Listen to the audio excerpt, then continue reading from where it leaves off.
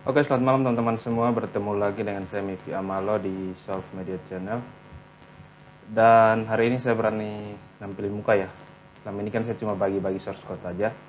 Tapi karena banyak permintaan dari teman-teman itu yang minta agar dibantu untuk dibuatkan ya. Jadi banyak yang komen di bawah katanya, "Bang, ajarin caranya dong." Ada juga yang WhatsApp ke saya minta untuk ajarin caranya. Jadi teman-teman, saya akan buat playlist khusus ya, namanya playlist Traktir Kopi. Jadi kita akan belajar buat banyak sekali aplikasi. Tergantung apa yang terlintas di kepala saya, maka saya akan ajarkan teman-teman dari proses awal bagaimana mendevelop sebuah aplikasi sampai aplikasinya itu jadi, teman-teman. Jadi simak terus videonya teman-teman yang pengen belajar buat aplikasi, nanti saksikan terus videonya. Jangan lupa di subscribe, di like, dan teman-teman kalau punya ide ada ide apa gitu ya, contohnya, "Bang, tolong buatkan aplikasi ini dong," teman-teman silahkan komen di bawah ya. Teman-teman silahkan komen di bawah biar nanti kita sama-sama buat aplikasinya. Jadi tujuan saya ini gini teman-teman, saya juga bukan programmer yang jago-jago banget tuh teman-teman ya. Saya juga kemampuan saya standar-standar aja, tapi minimal itu teman-teman, kita pelan-pelan itu mulai bertransformasi, kita mulai beralih dari yang selama ini itu kita kerjanya masih manual, kita harus beralih ke digital. Hal sederhana aja teman-teman. Contohnya kita di sekolah punya buku induk yang selama ini masih dicatat secara manual, minimal kita sudah bisa alihkan ke sistem. Walaupun nggak jalan di hosting atau domain, minimal kita bisa jalan di local host. Kira-kira seperti itu teman-teman. Makanya kenapa saya buatkan tutorial ini dengan tujuan seperti itu. Atau teman-teman mungkin selama ini masih simpan file arsipnya itu di Google Drive, dan Google Drive-nya itu gampang penuh, atau pendataan data apa kayak gitu yang masih selama ini masih manual. Sekarang kita mulai pelan-pelan untuk beralih ke yang digital. Jadi memang teman-teman bisa buat aplikasi standar aja, minimal bisa upload data, bisa edit data, ataupun hapus data. Dan teman-teman, saya akan buat video ini dalam beberapa bagian, karena baru-baru saya coba record hampir sampai selesai, ternyata Camtasia saya itu ngehang, close, tiba-tiba close aja. Jadi nanti saya pilah menjadi beberapa bagian biar videonya jangan terlalu panjang. Jadi mulai dari kita mulai pengenalan tentang tools-tools apa yang kita pakai nanti dalam pembuatan aplikasi, terus kita mulai buat sampai di tampil datanya. Gitu aja dulu, nanti setelah itu baru kita lanjut ke bagian simpan data, edit data, delete data, dan juga yang lain-lain ya. Sampai di kita buat laporan, bisa cetak laporannya dalam bentuk Excel maupun PDF ya. Jadi untuk teman-teman yang berminat dengan tutorial ini, teman-teman nanti simak terus videonya sampai selesai. Jangan lupa subscribe ya, biar ada informasi apa-apa setiap kali saya upload video, teman-teman jadi orang pertama yang mendapatkan notifikasi tersebut. Kemudian teman-teman, nanti setelah setiap project itu, nanti di bawah, di link di bawah, itu saya akan taruh deskripsi, itu link untuk teman-teman bisa download project yang kita kerja di video itu ya teman-teman. Jadi yang pengen ikut videonya dari awal sampai akhir boleh, atau yang di tengah jalan mungkin ada kesibukan dan putus, teman-teman bisa download source code-nya, nanti saya akan taruh di deskripsi. Untuk teman-teman bisa simpan, bisa dilihat dan dipelajari. Oh, codingan ini maksudnya ini, codingan ini maksudnya ini gitu ya. Dan untuk source code-nya sendiri teman-teman, ya ini kan episode Traktir Kopi. Jadi teman-teman kalau klik di link itu nanti akan diarahkan ke link.id. Jadi setiap kali pertemuan source code-nya itu teman-teman, untuk mendapat source code-nya teman-teman cukup traktir saya kopi 10.000 ya. Jadi teman-teman nanti klik di linknya, nanti teman-teman cukup bayar Rp10.000, kemudian teman-teman bisa download source code-nya. Oke. Dan di pertemuan kali ini saya akan dengan bersama teman-teman kita akan buat aplikasi untuk buku induk ya. Kita data siswa, data guru ya. Kita akan buat buku induk sederhana. Minimal ada data siswanya bisa masuk, data gurunya bisa masuk, kemudian kita bisa tarik laporan itu dalam bentuk Excel. Kurang lebih seperti itu teman-teman. Oke, jadi tidak usah berlama-lama lagi, kita langsung ke tutorialnya. Oke, di sini saya sudah tampil Chrome ya teman-teman. Jadi yang pertama akan saya ajarkan itu adalah tools atau aplikasi pendukung apa sih yang teman-teman butuh untuk membuat sebuah aplikasi. Jadi kalau teman-teman ikut tutorial ini dari awal sampai akhir, walaupun teman-teman basic dasarnya bukan orang IT, saya yakin teman-teman bisa membuat suatu aplikasi sederhana yang bisa membantu teman-teman untuk proses kerjanya dari manual menjadi digital. Kurang lebih seperti itu. Teman-teman nonton terus video ini sampai habis ya. Oke, jadi kita akan bahas pertama itu dimulai dari tools ya. tools pendukung. Oke. Jadi kalau untuk membuat satu aplikasi berbasis web itu kira-kira kita butuhnya apa sih gitu ya? Apa sih yang bisa buat kita untuk bisa develop sebuah aplikasi? Yang pertama itu kita butuh namanya XAMPP atau server lokal ya. Oke, ini untuk XAMPP server lokal. Ini fungsinya untuk apa teman-teman? Nah, aplikasi berbasis web itu dia bisa jalan, bisa kita akses, bisa kita coba, kita running itu harus menggunakan sebuah server. Atau kita butuh namanya Apache dan MySQL ya. Apache itu untuk server lokalnya, kemudian MySQL itu untuk basis datanya. Nah, Exam ini sudah menyediakan dua buah itu, ada Apache di dalam, ada juga PHP dan juga ada MySQL-nya. Jadi sekali satu aplikasi sudah include 3 aplikasi sekaligus yang kita butuhkan. Kenapa kita butuh ini? Karena supaya waktu kita coding, kita bisa ngecek kira-kira kalau aplikasi ini jalan di hosting tuh tampilannya seperti apa teman-teman. Kan tidak mungkin kan kita coding sedikit, kita upload dulu di hosting, cek dulu, coding sedikit, upload lagi di hosting, itu kan ribet. Jadi kita harus, ketika kita coding, kita pakai exam ini untuk ngetes, kita lihat, oh ini kalau saya sudah upload di hosting, berarti tampilan aplikasinya akan jadinya seperti ini. Dan semua fungsi-fungsinya berfungsi atau tidak. Ketika di server lokal itu sudah berjalan dengan baik, baru teman-teman upload di hosting. Jadi itu kurang lebih penjelasan singkat mengenai exam.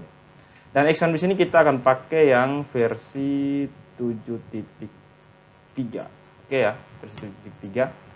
Dan yang berikut kita butuh juga namanya Visual Studio Code. Oke. Ini adalah kode editor ya. Atau text editor ya, biasa disebut dengan text editor. Oke. Fungsinya untuk apa? Fungsinya ini tempat untuk kita menulis semua script program untuk bisa menjalankan aplikasi itu. Jadi semua script program nanti kita jalankan di Visual Studio Code ini. Sebenarnya kita pakai Notepad juga bisa teman-teman. Notepad ini juga bisa sebagai text editor. Hanya yang menjadi membedakan Notepad kenapa kita harus pakai Visual Studio Code, karena kalau Notepad ini ketika kita ketik scriptnya itu panjang, contohnya dari 1 sampai 1000 atau 1 sampai 100, dan mungkin dalam per baris, dari baris pertama sampai baris ke 100 itu ada salah satu baris yang kalau kita salah ketik teman-teman, berarti itu ketika dia error, kita nggak tahu error itu di baris keberapa. Kita harus ngecek dari baris pertama sampai dengan baris ke 100. Bayangkan kalau kita sudah buat satu buah program dengan barisnya sampai 1000 atau 2000. Kemudian tiba-tiba error. Itu kan kita bingung. Ini di baris keberapa nih errornya. Makanya itu kita butuh Visual Studio Code. Sehingga Visual Studio Code ini ketika dari ribuan baris, ada salah satu baris yang kita mungkin lupa titik koma atau hurufnya kurang. Nah, pada saat error itu sudah ada keterangan di situ, teman-teman. Jadi kita langsung tahu, oh di baris ke-27 nih kita ngecek, oh di baris 27, oh saya lupa titik koma, oh saya lupa taruh huruf yang besar gitu. Jadi kita cepat deteksinya. Ini jadi mempercepat proses kerja kita. Oke ya teman-teman. Karena programmer sejago-jagonya programmer teman-teman, nggak ada programmer yang hafal codingnya. Saya berani bertaruh nggak ada programmer yang hafal coding 100%, nggak ada. Rata-rata kita yang penting paham aja. Jadi jangan berpikir bahwa programmer itu nggak butuh Google, nggak butuh namanya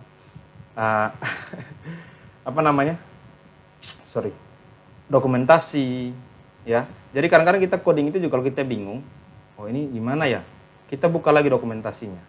Oke. Atau kadang juga kita bisa bertanya di Google. Itu ada yang biasa namanya apa, saya lupa ya, Stack Overflow. Kita sering bertanya di Stack Overflow, kira-kira kalau error gini array-nya atau variabelnya bermasalahnya di mana gitu. Jadi jangan berpikir bahwa program itu hafal coding. Enggak, kami nggak hafal coding ya. Mungkin ada ya program hafal coding ya, cukup saya salut juga sih kalau dia sampai hafal coding. Tapi intinya bahwa kami paham, jadi apa yang kami cari dokumentasi, apa yang kami lihat di Stack Overflow, kami tahu oh di sistem kami yang harus dirubah ini, yang harus dipakai ini. Kurang lebih seperti itu teman-teman ya. Jadi kita butuh text editor yang namanya Visual Studio Code. Jadi teman-teman jangan berpikir nanti belajar coding ini harus menghafal, nggak usah dihafal. Kita paling hafal itu ya di sekitar 30-50% lah. Yang penting bahwa kita paham. Ketika kita cari di Google, kita tahu apa yang harus kita cari. Kita tahu apa yang harus kita perbaiki. Kurang lebih seperti itu. Oke, jangan marah teman-teman, saya ngomongnya agak banyak karena ini butuh penjelasan yang detail ya. Kemudian yang kedua kita butuh yang namanya framework ya. Ada namanya framework PHP. Di sini saya gunakan kode Igniter 3. Oke. Kenapa saya masih sudah ada kode Igniter 4, tapi kenapa saya masih pakai kode Igniter 3? Karena sampai sekarang itu banyak project saya dan klien saya yang lama-lama itu masih kode Igniter 3. Dan sama aja sih sebenarnya, keamanannya juga semuanya sama, dan lain sebagainya. Jadi framework itu tergantung ya, nggak semua orang, contohnya ada orang yang cocoknya pakai Laravel, ada yang pakai Next.js, ada yang cocoknya itu pakai kode Igniter versi 4, ada yang pakai Golang, dan lain sebagainya. Tapi masing-masing itu punya kelebihan dan kekurangan. Jadi tergantung programmernya dia nyamannya di mana gitu. Jadi nggak ada patokan sih. Tapi memang di pasar Indonesia sekarang itu paling banyak dibutuhkan yang programmer Laravel. Karena banyak sistem-sistem sekarang itu gunakan Laravel. Contohnya kalau teman-teman yang di sekolah, Dapodik itu gunakan Laravel, itu PHP artisan. Kemudian, kenapa saya ajar teman-teman pakai kode Igniter 3? Karena saya seringnya pakai kode Igniter 3. Ya kalau teman-teman yang nggak suka pakai kode Igniter, silahkan di skip aja video ini, nggak apa-apa. Yang di sini tujuan saya adalah yang penting sistem itu jadi. Teman-teman berhasil membuat satu buah aplikasi, entah itu dari framework yang mana, yang penting aplikasi yang teman-teman inginkan itu bisa jalan. Gitu ya.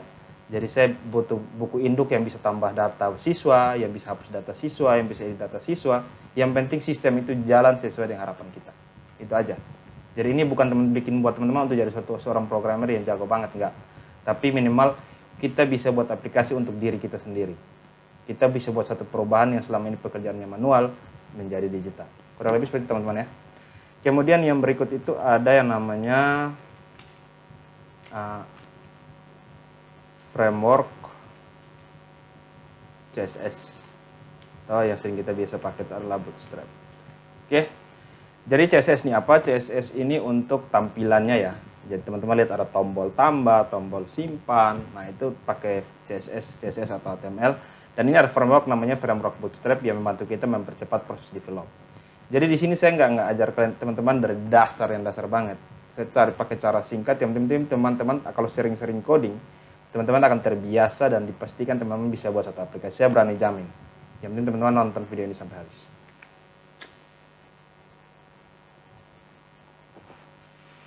Oke. Jadi ini ada 4 ya. Kita butuh cukup 4 aja. Yang pertama ada Exam, ada Visual Studio Code, ada framework PHP yaitu kode Igniter 3, dan juga ada framework CSS yaitu Bootstrap. Oke. Jadi kurang lebih ini jadi kalau teman-teman bisa tahu, jadi kalau orang bikin aplikasi itu kurang lebih yang mereka butuhkan ini seperti ini.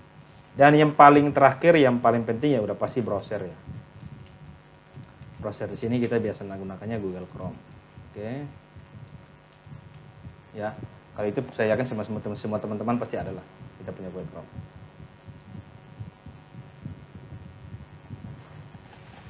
Oke, jadi sekarang kita harus siapkan dulu examnya ya. Siapkan dulu examnya. Di sini saya sudah install, jadi saya hanya tunjukkan teman-teman carinya di mana, downloadnya gimana. Oke. Ini saya close aja. Nah, yang pertama kita ketik di Google download exam pp. Kita bisa tambahkan sini 7.3. Oke, enter.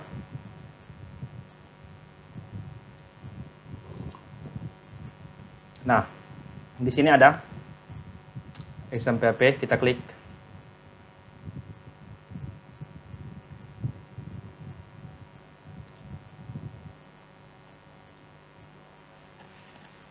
Kemudian ketika tampil seperti ini, teman-teman silahkan klik di bawah sini, ada tulis apachefriend.org /download.html. Kita klik aja di sini. Nah, di sini ada tulis exam for Windows. Jadi exam itu ada 3 ya, ada untuk Windows, Linux, dan juga macOS. Ya. Jadi kalau teman-teman yang pakai Windows, carinya di sini. Kalau yang pakai Linux, carinya di sini. Kalau di Linux bukan namanya exam, tapi namanya LAM. Kemudian ada untuk macOS ya, atau laptop Apple. Itu kita gunakan yang di sini, dan namanya itu bukan exam tapi namanya WAM. Jadi di macOS itu kita kenal dengan WAM, kalau di Linux namanya LAM, kalau di Windows namanya exam. Tapi semuanya fungsinya sama aja, hanya beda namanya. Orang yang sama tapi mungkin di beda negara namanya beda ya. Gitu. Oke, kita kalau di sini saya contohnya pakai Windows ya. Jadi kita langsung klik di bagian Windows, di sini ada more download, kita klik di sini.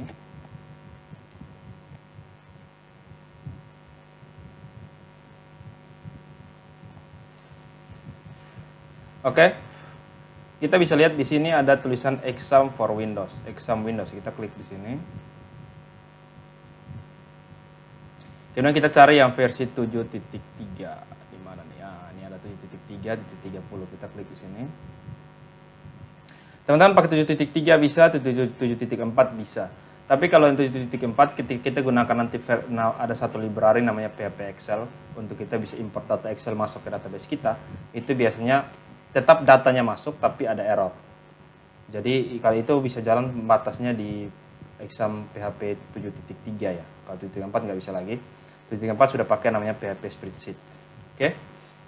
Di sini kita bisa cek. Saya biasanya pakai ini ya, exam Portable Windows. Atau yang ini juga boleh. Exam Windows 7.30 installer. Teman-teman tinggal klik aja di sini, nanti sudah terdownload otomatis ya. Terdownload otomatis. Ya, nanti dia akan tampil terdownload di sini. Oke. Kalau sudah, sekarang kita download lagi yang Visual Studio Code ya. Kita ketik saja di sini Visual Studio Code. Visual Studio Code download. Oke. Nah, di sini sudah ada tampilannya. Nanti teman-teman tinggal klik aja di Visual Studio Code.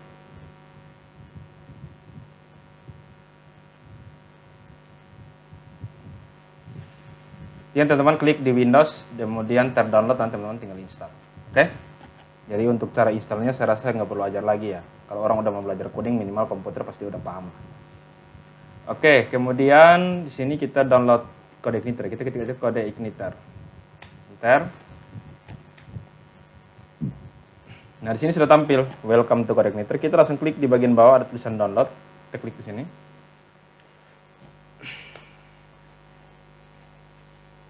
Oke, kurang lebih jadinya seperti ini. Nah, di sini teman-teman lihat ada Code Igniter versi 4 dan juga Code Igniter versi 3. Karena di sini kita tutorialnya saya akan ajarkan yang versi 3. Teman-teman nanti lihat di bagian Code Igniter 3, teman-teman silakan klik aja download.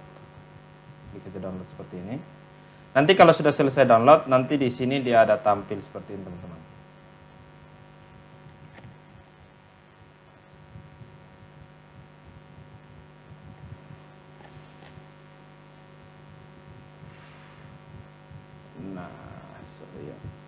Oke, nanti dia akan tampil seperti ini. Ini BCIT CI Code Igniter 3.1.13.0 GBCB 17EB.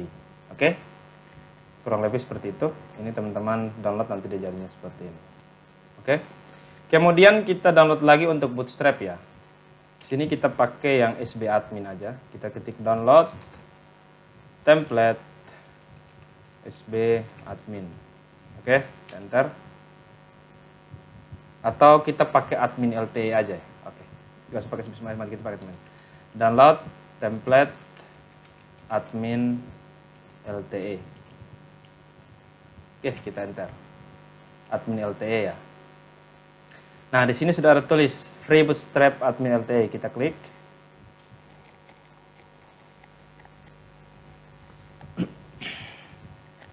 Oke, kurang lebih seperti ini. Coba kita klik download.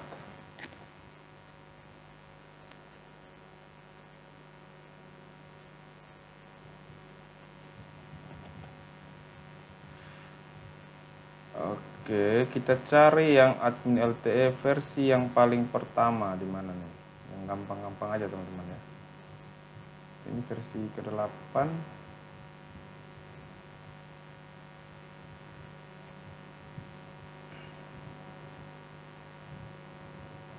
Oke, kita pakai yang admin LTE versi 1 ya.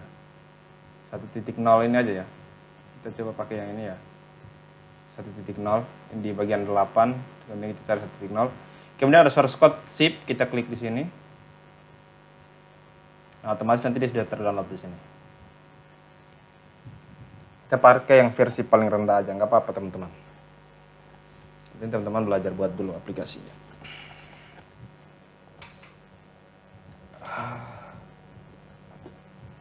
Jadi teman-teman yang belum kenal dengan saya, nama saya Mipi Amalo ya.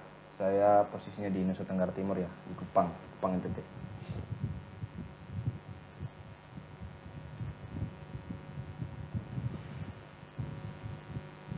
Oke, kita tunggu downloadnya sampai selesai. Jadi video ini saya nggak edit ya, biar benar-benar real, teman-teman bisa lihat. Karena banyak tutorial di sana langsung banyak yang dipotong-potong. Kalau saya error ya error aja gitu. Error kita sama-sama cari errornya di mana. Kalau kita perlu cari di Google, cari di Google. Saya tunjukkan yang betul-betul real programmer tuh kerjanya seperti apa. Oke.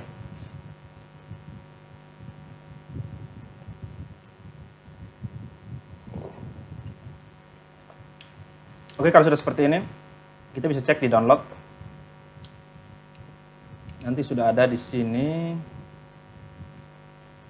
admin LTE 1.0. Oke. Kalau sudah, pastikan teman-teman sudah jalankan exam ya. Sudah install examnya. Examnya itu diinstal ditaruh di C, local disk C. Di sini saya punya 3 exam, versi 7, versi 8, dan versi 5. Karena saya punya project itu ada berbeda-beda ya. Ada yang menggunakan versi 7, versi 8, versi 5. Di sini kita kan pakai yang versi 7. Jadi kita buka yang versi 7. Jadi kalau punya teman-teman pasti yang 2 sama 3 pasti nggak ada. Yang ada cuma yang satu aja, yang di sini. Nah, kita buka yang teman-teman klik di disk PC, local disk C. Kemudian ketemu folder namanya exam, klik di sini, kemudian scroll ke bawah, cari yang namanya exam control. Kita klik di situ.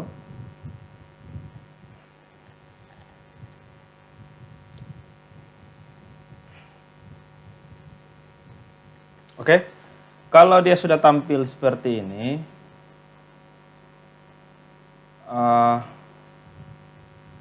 kurang lebih seperti ini teman-teman. Nah, kita tinggal klik aja tombol ini, star yang pertama sama star yang kedua, yang Apache sama MySQL. Kita butuh 2 ini aja. Kalau file sila ini untuk teman-teman bisa upload langsung ke hosting lewat sini ya. Itu gunakan file sila. Tapi kita hanya butuh Apache sama MySQL-nya aja. Oke. Kalau statusnya sudah stop seperti ini, dua stop ya, stop 1, stop 2. Teman close aja, di close aja, jadi dia tetap aktif. Kemudian kita ketik di sini localhost. Enter.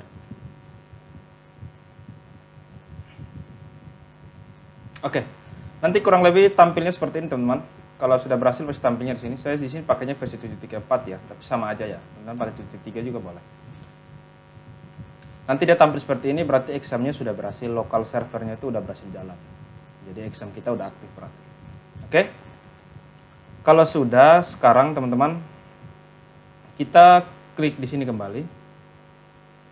Kita ke download, kita cari file yang tadi itu, yang kode igniter. Yang namanya adalah ini. bcit-ci kode igniter 3.1.13. Teman-teman cari file ini. Kalau sudah ketemu, teman-teman silakan ekstrak ya. Saya kemarin ekstraknya di mana ya? Lupa saya. Kita ekstrak ulang aja. Ini teman-teman klik kanan, kemudian ekstrak file. Pastikan sudah punya WinRAR ya di laptopnya. Kemudian klik aja OK. Yes to all. Oke, kemudian kita cari di mana dia tersimpan. Kode igniter. Nah ini, ada di sini ya teman-teman, file foldernya ini sudah terekstrak dalam bentuk folder. Kita buka foldernya. Kemudian file yang ada di sini kita Ctrl A, Ctrl C, kita kembali ke disk PC, kita buka local disk C, kita cari di exam ini, kita cari namanya htdocs. Oke. Kemudian di sini saya sudah coba buat kemarin ya, saya hapus saja. Oke. Kemudian kita beri nama satu buah folder, kita beri new folder di sini. Kita kasih nama ini episode 1 ya. ep1 underscore buku induk. Karena kita mau buat aplikasi buku induk. Oke. Kemudian kita tutup, kita buka episode ini, kita paste di dalam sini. Nah, kita paste file kode igniter yang sudah kita copy tadi, dimasukkan ke sini.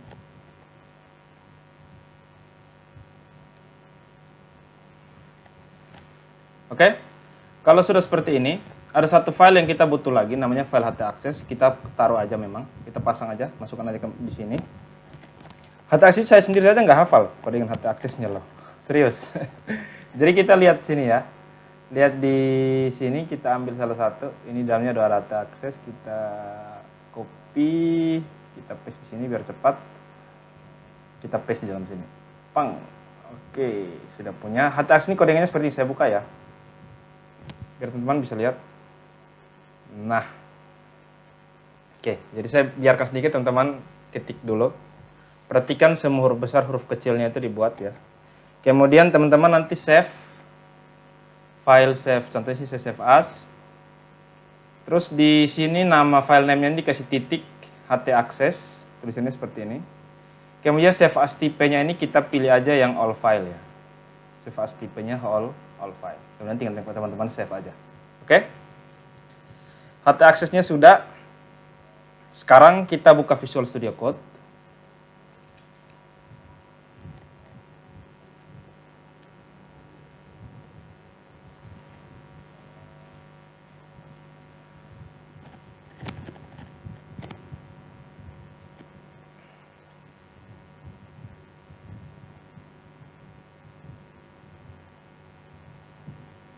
Oke, kalau sudah seperti ini saya coba buka new window aja ya, new window.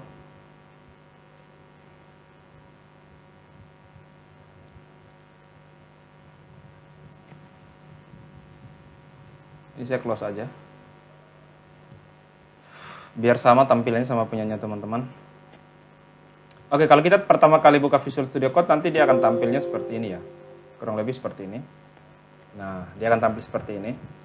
Ini caranya teman-teman silahkan klik di file, kemudian pilih open folder di sini. Oke, kemudian kita ke disk PC di local disk C, kemudian exam, kemudian htdocs. Cari yang folder tadi namanya ep1_buku induk. Kita select folder.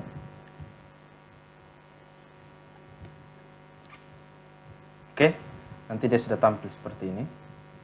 Oke, sekarang kita akan masuk ke konfigurasinya. Oke, kalau muncul seperti ini kita no aja. Kita akan masuk ke konfigurasinya. Yang pertama adalah kita atur di, kalian teman-teman bisa lihat di sini ada namanya application. Kita klik di application, kemudian akan muncul config. Kita klik di config, ada muncul namanya autoload.php. Kita klik di sini. Oke. Di autoload ini yang pertama yang perlu kita isi adalah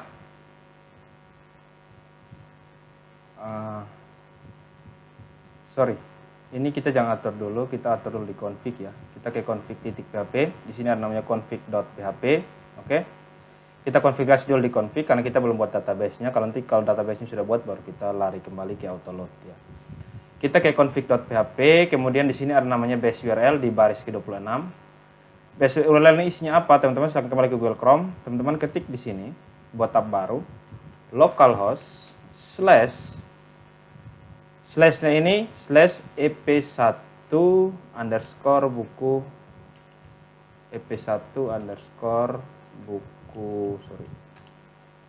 buku induk. Oke. Ini kenapa ep1 buku induk? Kita sesuaikan dengan nama folder yang ada di dalam htdocs ini. Htdocs ini nama foldernya ep1_buku induk. Maka yang di sini pun kita harus sesuaikan dengan nama yang ada di folder htdocs ya teman-teman. Ini kita enter.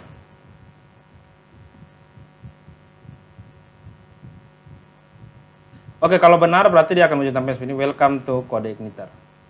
Oke, welcome to CodeIgniter. Artinya CodeIgniter yang kita masukkan situ sudah aktif.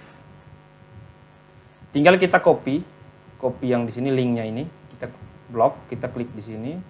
Oke, biar dia terblok, klik kanan, pilih copy. Kita ke Visual Studio Code, kita paste di sini. Oke, paste di sini. Kemudian kita turun ke bawah. Di bagian 38 ini kita hapus indeks PHP-nya. Karena tadi kita sudah pasang htaccess, jadi index.php-nya kita hapus. Kemudian kita klik file kemudian save, atau kita bisa Ctrl S. Oke. Ingat ya, dari setiap perubahan codingan kita wajib untuk Ctrl S atau file save ya, biar tersimpan. Oke, konfigurasi yang pertama selesai. Sekarang saya akan sedikit pengenalan teman-teman ya.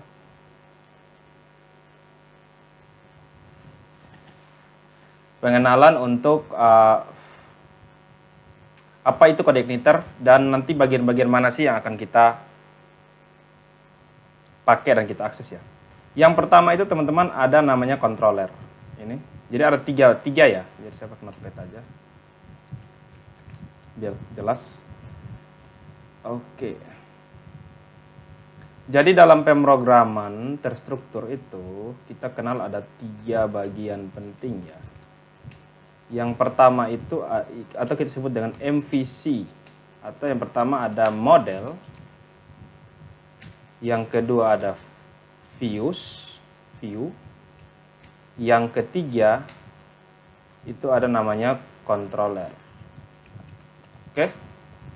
Ini fungsinya apa? Fungsinya adalah, kalau model ini untuk pengolah database.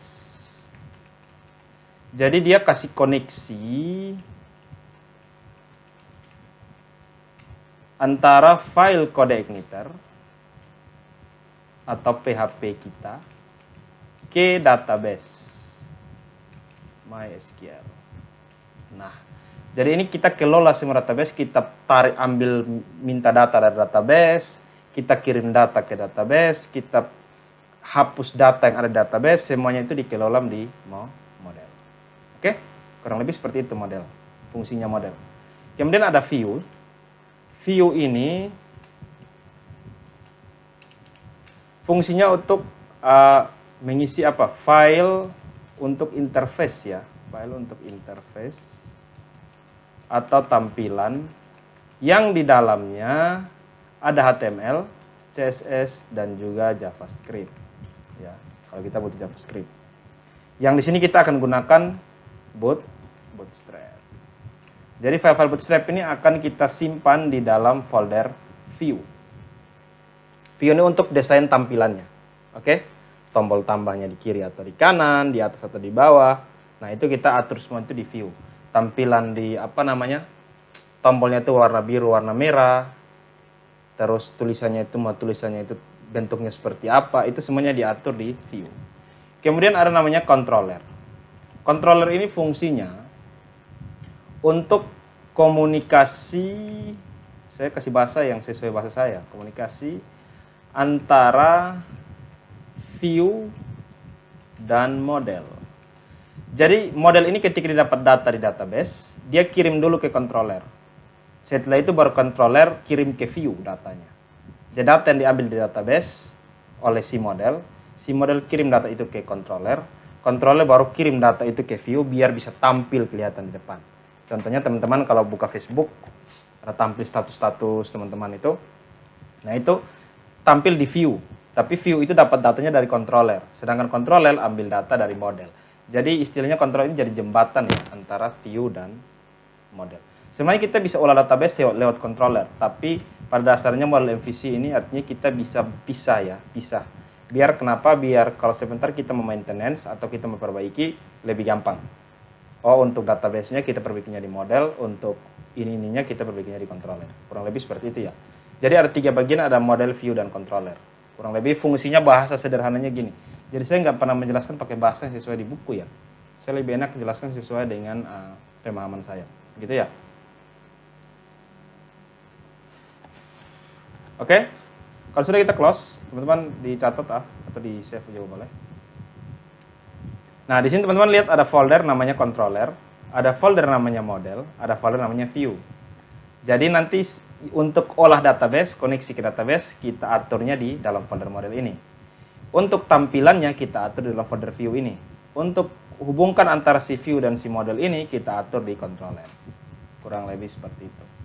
Contohnya, kalau teman-teman waktu buka pertama ini kan muncul welcome to Code Igniter. Ini kan tampilannya nih. Sudah pasti tampilan itu tersimpan di mana teman-teman? Simpan di view. Nah, view itu ada di sini. Kita buka view pasti ada satu file namanya welcome message.php. Nah, kita scroll ke bawah. Nah, ini file yang namanya CSS teman-teman. Terus scroll ke bawah tulisan welcome to Code Igniter. Nah, coba saya hapus ya, saya ganti jadi nama saya. Welcome to Mevi Amalo. Oke. Saya save, Ctrl S. Buka ke sini, kita reload. Nah, dia berubah. Oke. Jadi itu tersimpan di dalam views. Tapi ketika teman-teman pertama kali mengetik localhost ep1 buku induk, maka ketika kita request atau kita menulis alamat di dalam browser, maka dia akan memanggil itu bukan panggil file view ini, tapi dia panggil sebuah controller yang namanya welcome.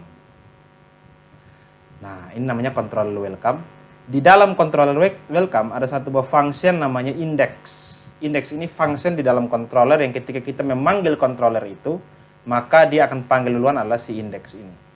Nah, di dalam si index ini, si index diperintahkan. Jadi contohnya gini, kita panggil welcome, welcome panggil index, index panggil satu buah file di dalam folder view yang namanya welcome message. Index panggil ini. Kita panggil si welcome panggil si index panggil si welcome message yang ada di views. Mudah-mudahan teman-teman paham ya maksud saya. Oke ya. Jadi kita panggil si welcome. Jadi ini kalau kita ketiknya gini. Episode buku induk garing welcome. Tampilannya pasti sama. Nah, sama aja nih teman-teman. Tapi biasanya yang pertama kali dipanggil itu tidak akan tampil tulisannya. Tapi sebenarnya di balik layar yang dipanggil adalah si welcome ini. Oke. Jadi kita tambah welcome dulu sama, coba kita tambah yang lain. Pasti error. Tapi kalau kita tambahnya itu welcome, sama aja. Karena memang di controller ada satu controller namanya welcome. Oke? Jadi ketika kita panggil ini, nah, dia sama aja dengan dia sedang memanggil welcome. Kenapa? Contohnya kalau kita punya controller ada banyak, ada 10. Kok kenapa yang dia panggil welcome duluan? Karena welcome ini kita sudah set di dalam, kalau teman-teman lihat di sini di folder config. Kemudian ada satu file namanya routes. Nah, kita scroll paling bawah. Di sini dia tulis default controller, artinya controller default yang ketika kita akses alamatnya seperti ini, maka controller yang dia panggil dari sekian banyak controller yang ada, dia akan panggil duluan atau dipanggil pertama kali ketika kita mengakses alamat ini adalah satu buah controller yang kita masuk ke sini adalah welcome. Coba kita ganti, tentunya Mevi, sedangkan controllernya belum ada. Kita save, kita enter pasti error. Nah, karena si controller yang namanya Mevi nggak ada di dalam folder controller ini. Yang di dalam folder controller ada yang namanya welcome. Makanya dia panggilnya adalah welcome. Contoh saya di sini saya buat satu controller baru. Caranya adalah kita klik di welcome, kita Ctrl A, kita Ctrl C, kita klik di controller, kita klik kanan di controller sampai warnanya biru, klik kiri di controller sampai warnanya biru, kita klik kanan, pilih new file. Saya kasih nama di sini Mevi. Di controller itu untuk penulisannya harus diawali huruf kapital ya, mevi.php. Enter, kita paste, oke. Dan di kelas welcome ini harus sesuai dengan nama filenya. Jadi kita ganti welcome-nya menjadi Mevi. Oke. Kemudian di sini di views kita hapus views-nya, kita panggil nanti kita buat di dalam views satu file namanya Mevi. Oke. Save. Kemudian kita di welcome message ini kita blok aja atau kita buat file baru aja. Kita buat file baru di welcome message. Klik di views. Klik kanan, kemudian new file, kita kasih nama sini mevi.php. Sesuai yang kita panggil di si controller ini adalah Mevi. Nah, ini kita buat salah satu contoh file. Contohnya sini untuk buat cepat kita shift kemudian tanda seru, shift angka 1, kemudian kita tekan tombol tab. Nah, shift angka 1, jadinya tanda seru, kemudian kita tekan tab. Kemudian di sini dokumen kita hapus, kita ganti jadi Mevi Amalo. Ini apa? Title-nya apa? Title itu yang di sini teman-teman. Yang di atas ini. Welcome to exam atau 404 page not found. Ini namanya title. Oke. Kemudian di body kita kasih H1. Kita ketik sini. Halo, nama saya Mevi Amalo. Oke. Kemudian kita save. Ctrl S atau save. Nah, kalau sudah seperti ini baru kita di roots-nya. Di bagian config ada satu file namanya roots. Yang tadi welcome kita hapus, kita ganti jadi Mevi. Kan Mevi ini di controller kita sudah buat nih. Kita sudah buat Mevi di controller. Oke, kita save. Kita kembali ke sini. Waktu kita save, kita tambahkan di sini. Atau waktu kita reload. Nah, halo nama saya Mevi Amalo. Karena kita sudah atur di sini bahwa ketika requestnya adalah localhost EP1 buku induk, maka controller yang pertama kali kau panggil adalah controller dengan nama Mevi. Walaupun ada dua controller sini, ada Mevi dan ada welcome, tapi dia diperintah untuk pertama kali yang dipanggil adalah Mevi. Jadi untuk sistem yang biasanya kita buat, pasti kita akan set yang pertama kali dipanggil adalah login. Sehingga orang harus login dulu lebih dulu, bukan controller yang lain. Oke ya teman-teman. Nah ini kalau seandainya kita tambahkan di sini, welcome. Maka yang dia panggil adalah welcome, maka tampil seperti ini. Tapi kalau kita hapus, kita panggil tanpa si welcome, maka yang dia panggil duluan adalah Mevi. Oke teman-teman, videonya sudah 40 menit ya. Jadi kita sudah belajar untuk konfigurasi awal kode igniter, pengenalan awal. Nanti di video berikutnya kita akan masuk ke pembuatan database, dan juga kita tampilkan pembuatan sidebar, atau di bagian kiri biasanya ada data siswa, data guru, kita klik tampil data guru, klik di kiri namanya tulisan data siswa, maka tampil data siswa. Nah, kita di pertemuan berikut kita akan belajar untuk buat database, kemudian kita coba tampilkan data di depan seperti ini, data yang kita sudah buat di database. Oke, jadi ini saya akan bagi menjadi kurang lebih 4 bagian. Jadi bagian pertama ini pengenalan, nanti bagian kedua untuk tampilkan data, bagian ketiga untuk tambah data dan update data, bagian keempat itu di delete data, dan juga kita buat agar laporan data siswa ini bisa kita download dalam bentuk Excel. Kurang lebih seperti itu ya teman-teman ya. Jadi teman-teman yang berminat untuk belajar codingan terus, belajar cara membuat aplikasi, di episode berikut silakanlah subscribe, like, dan kalau punya ide atau usul teman-teman silakan tulis di kolom komentar di bawah. Dan nomor WhatsApp saya taruh di link deskripsi, teman-teman yang mau konsultasi juga boleh. Itu bisa juga WhatsApp, bisa juga Telegram. Dan kita sampai ketemu di pertemuan episode 1 bagian 2. Oke teman-teman.